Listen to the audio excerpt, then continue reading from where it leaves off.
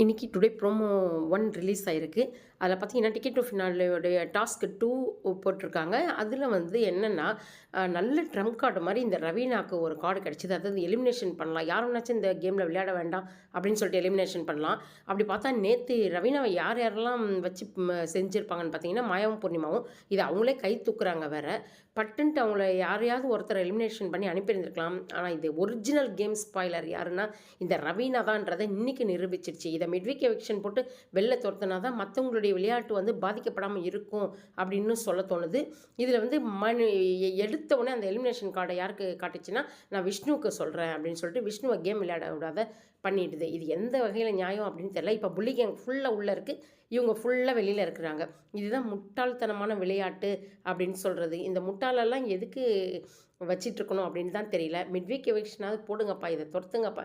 இது சிரிப்ப கூட காதுல கேட்க முடியல.